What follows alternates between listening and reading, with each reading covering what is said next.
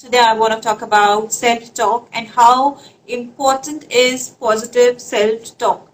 Self-talk is nothing but our inner dialogue to ourselves. It's our check-in feelings about our emotions, our feelings, our thought processes, the way we address ourselves, the way we talk to ourselves, rate ourselves.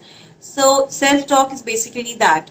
And we all do it at random times whenever we get up, whenever we are taking a bath, whenever we are brushing or we are alone, whenever we are off to sleep, maybe sometimes whenever we are driving. Also, whenever you are all alone, you like to talk to yourself. And that is the moment you can check in with yourself, that is it driving you towards positivity or negativity. Positive self-talk has immense health benefits, which I've just said before. Also, it increases your vitality, it improves your immune functions, it reduces pain, because most of the pains are emotionally triggered. So when you change or you sabotage your emotional pains through the positive self-talk, through the optimism, through the hope, then the physical pain also shades away.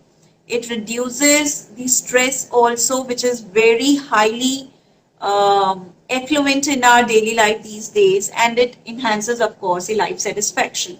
So the way you look at your life, the life will look back to you. So you look towards the life as a positive gift to you, so it will give back to you the positivity. If you look at the life as something which is very horrible to deal with, it gives you back the same energy. So it's very important to have a positive self talk.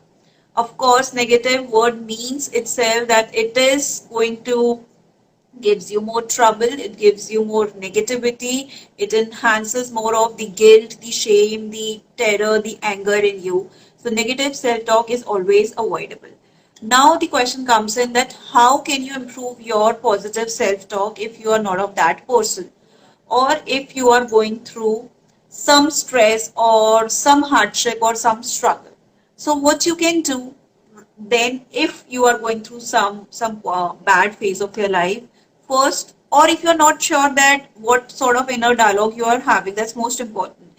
If you are aware that you are a positive inner dialogue person, so that's good and go. It sometimes happens that you're feeling bad, that's okay, that's very natural.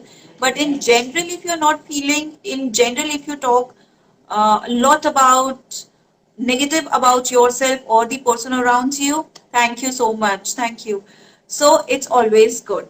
First is to check in with your feelings. Okay, that's very important. Either you are sad, you are angry, you are upset, you are happy, you are joyful. What sort of emotions you are having at that particular moment.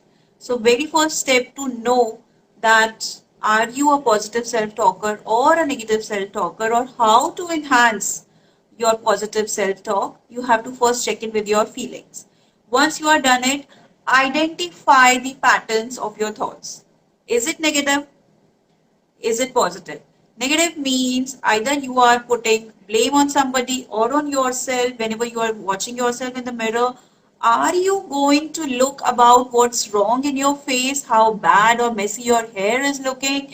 Am I looking good or not? Or you are happy to see yourself, that you're smiling, that yes, you're looking good, you're looking beautiful. So identify that. If you're always welcoming, if you're always pretty confident about your look, especially about the dresses, about your own self, then you're good to go. If you aren't, if you always find the faults, even from the minute fault in yourself, if you get a pimple, you are feeling bad about it, you do not want to meet people outside, then that means you're going towards the negative self-talk. For that, then once you are done with that, then when you know that yes, you are going into the wrong direction, what your first step to do after these two steps, that means the third step basically, is to divert your focus, is to divert your attention from that negative self-talk to the neutral state first, and then gradually you can go up to the positive self-talk. Okay, for that you can do whatever you feel like doing it. which can distract you from that particular object, that particular thing, that particular event, or that particular person either, for which you are not feeling good about. Okay, you can go for a nature's walk, you can watch TV, you can watch some laughter series also. Finding humor, I think laughter is the best medicine. So if you can laugh about your own self or on someone in a positive way, then it's good to go. Then, of course, once you are done with that and you have come to a neutral state, very important thing for you and for us to understand that we have to surround ourselves with more positive people. Sometimes what happens that whenever we are sad or whenever we are having some problems, we reach out to people who are very close to us, who sync with us, who are having our level. But try and understand, if you yourself are in a negative state and if you are going to reach out help for somebody, to somebody who's also like you, who always goes for the negative things first and then maybe divert to the positive things, then it will be of no use for you.